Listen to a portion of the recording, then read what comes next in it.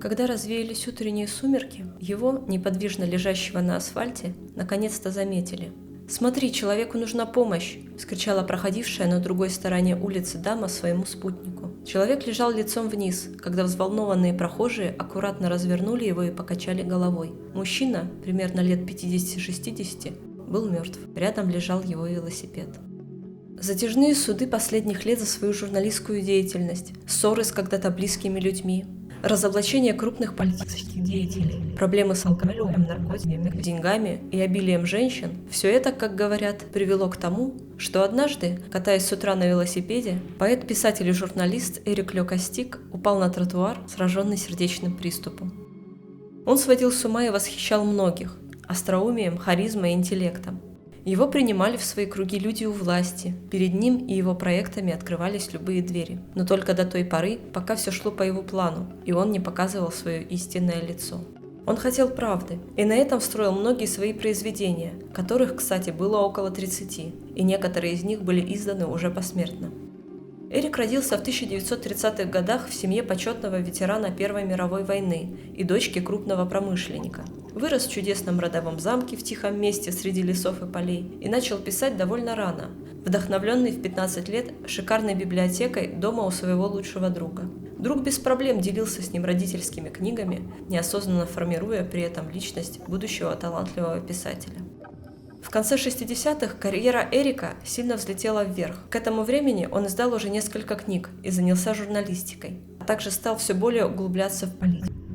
Его смерть всполошила многих. Близкие друзья настаивали на расследовании, потому как считали, что это было убийство. Эрик вел опасную игру и имел очень много компромата на известных политиков. И, как ни странно, все это было выкрадено из его гостиничного номера сразу же после внезапной кончины. Вскрытие тела и установление причин смерти производил только один доктор, которому доставили тело Эрика прямо в Париж, что тоже вызвало волну возмущений и недоверия со стороны близких, но докопаться до правды им так и не удалось. За день до смерти Эрик бросил курить и признался по телефону своему другу: «Я не чувствовал себя так хорошо, наверное, уже лет 20. Скоро мы им всем покажем». Увы, он умер в политике, хотя его призванием была литература, с горечью подытожил друг. Семейный замок, куда Эрик приезжал на лето, чтобы сбежать от столичной суеты и спокойно заняться своими произведениями, сейчас стоит заброшенным и медленно разрушается. Множество птиц устроило на его верхних этажах свои гнезда, и когда ты тихонько проходишь рядом с окнами, они стремительно взлетают к потолку или вылетают в окно, отчаянно щебеча и стараясь отвлечь на себя внимание, чтобы ты не тронул их птенцов. «Не бойтесь, я вас не обижу», — говоришь ты и отходишь подальше, чтобы больше их не тревожить. Привет всем! Как вы уже, наверное, поняли, сегодня у нас будет довольно непростой заброшенный замок. Точнее, его бывший владелец, смерть которого до сих пор вызывает множество вопросов. Вы только что прослушали его краткую биографию, а сейчас мне хотелось бы поделиться с вами нашим визитом в его родовой замок, долгое время пребывающий в запустении. Когда впервые я увидела в интернете фото этого французского особняка, то просто пришла в восторг. Он был таким восхитительно жутким, как настоящий замок с привидениями, десятилетиями поливаемый дождями, придающими ему еще больше шарма. Ну что, пошли смотреть? И вот, спустя какое-то время, мы уже пробираемся по узкой заросшей тропинке, раздвигая руками высокую траву. И где-то на горизонте из этой травы вырисовывается сначала башня, а затем и само несимметричное здание замка поэта, как его принято называть.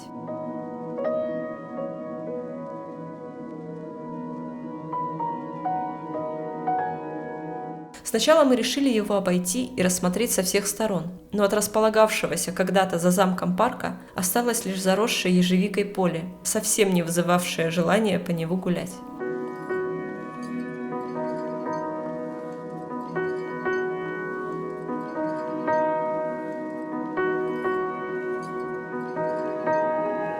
Бросив затею обходить замок снаружи, мы отправились внутрь. Каким же старым здесь все было? Какой стариной дышали эти каменные стены, обдавшие нас холодом, как только мы зашли. Из-за того, что большая часть ставен на окнах была закрыта, на первом этаже царил полумрак. Выйдя из маленького коридора, соединявшего залы первого этажа, вход и лестницу, мы оказались на кухне, где из всего бывшего убранства остались только расположенные друг напротив друга два больших камина. Пол был земляной, с валяющимися на нем остатками каменных плит.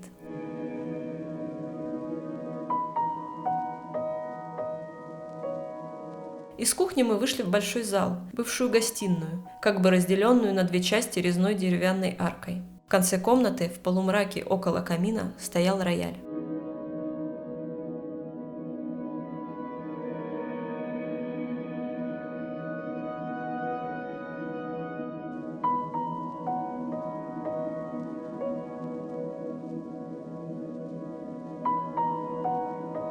Закончив осмотр первого этажа, мы отправились подниматься по винтовой каменной лестнице дальше. Второй и третий этажи были похожи друг на друга, расположенными на них комнатами. Сюда попадало уже больше света. Комнаты были просторные и пустые. Практически каждая имела камин.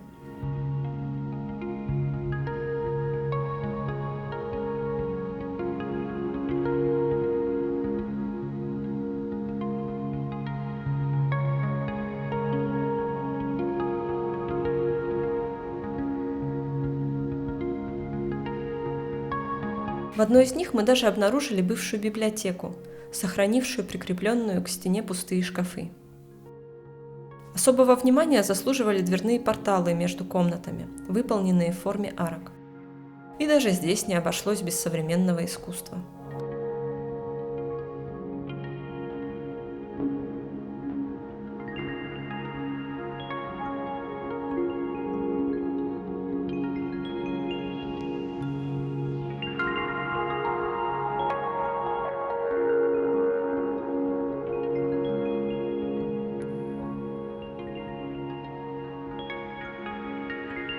К некоторым окнам было опасно приближаться. Из-за того, что они долгое время были выбиты и через них поступала дождевая вода, пол в этих местах прогнил и начал обваливаться. Такими темпами вскоре рухнут и этажи. Смотреть под ноги здесь нужно было постоянно. На третьем этаже около лестницы был небольшой подиум, ведущий в расположенный в глубине узкого прохода туалет. Туалет интроверта, как мы его прозвали. Возможно, это уединенное место практически под самой крышей замка, с выходящим на когда-то прекрасный сад окном, служило владельцам местом размышлений. А может быть, даже здесь родилась не одна идея для будущих произведений. Шучу, но все возможно, конечно.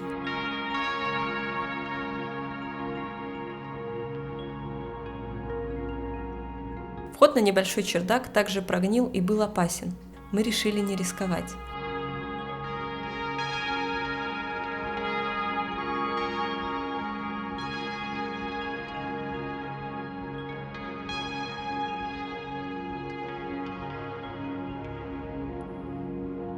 Закончив осмотр замка, мы снова оказались во дворе.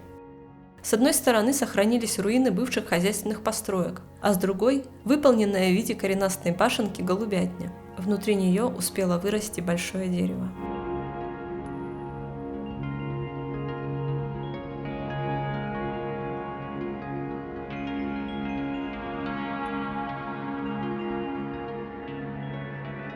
Кстати, во время нашего визита мы, к большому удивлению, были не одни. Вместе с нами в замке находилась группа деревенских детишек разных возрастов, приехавших сюда на велосипедах или пришедших пешком, чтобы поиграть в замке в прятки. С фонариками они бегали по всем 4 этажам в поисках своих товарищей, притаившихся за дверью или спрятавшихся в маленьких комнатках.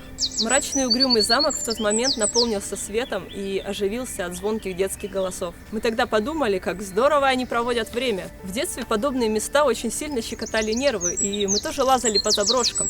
Но то были наши бараки, а здесь в их распоряжении настоящий замок. Правда, состояние замка было не слишком надежным, и мы посоветовали детям быть осторожнее. Но, как мы поняли, приходят они сюда довольно часто и сами все знают. А сейчас мне хотелось бы поведать вам саму историю замка поэта, до того, как он был куплен семьей Эрика. История замка поэта началась еще с 13 века, но только начиная с 16 о нем известно чуть больше. Тогда, более 200 лет, вплоть до 18 века, им владела одна богатая семья, имевшая в подчинении 5 ближайших ферм. Площадь замка на то время составляла около 150 гектаров и имела красивейший парк и пруд. 2 раза замок полностью перестраивался в XIV и XVII веках, а в XIX веке, после долгого пребывания в забвении из-за смерти последнего хозяина и нерешенного наследственного вопроса, замок смог приобрести дед известного поэта и писателя Эрика Лёка Стика. После смерти Эрика замок перешел к средней его дочери, Анне, которая большую часть детства провела в его стенах. Что за времена тогда были?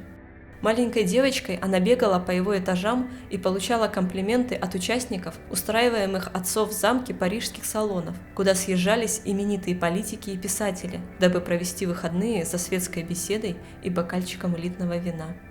«Бедная тогда была его жена», — вспоминает Мишель К., сосед, чей дом находился неподалеку. В такие вечера Эрик мог позволить себе лишнего, а Катрин, замечательная женщина и мать его дочки Анны, заботилась о плавности вечеров и спокойствии в доме. Для Эрика же, после вечерней пьянки, было обычным делом сесть с утра на велосипед и преодолеть километры проселочных дорог в округе, просто как ни в чем не бывало. В 2002 году Анна продала отцовский замок, который теперь практически не приезжала, одному богатому бизнесмену, возжелавшему устроить здесь культурный центр. Для этого он даже выкупил еще больше земли у ближайших фермеров, но через некоторое время после покупки внезапно полностью передумал и потерял интерес к замку, оставив его в одиночестве противостоять дождям и подступающей растительности. Только недавно бизнесмен вспомнил про свою покупку и передал ее в местное агентство по недвижимости. Замок, насколько было возможно, привели в порядок, как следует закрыли и поставили под постоянную охрану. К счастью, мы успели его заснять еще до этого момента, чтобы сегодня представить вам наше видео. Что ж, вот такая история у нас получилась. Пожелаем замку поэта как можно быстрее восстановиться в новых заботливых руках, а вас с удовольствием приглашаем подписаться на наш канал о заброшенных местах и судьбах их владельцев, если вы еще этого не сделали. Не забудьте поставить лайк этому видео, потому что это очень важно для нашего развития. Ну и до новых встреч. Пока!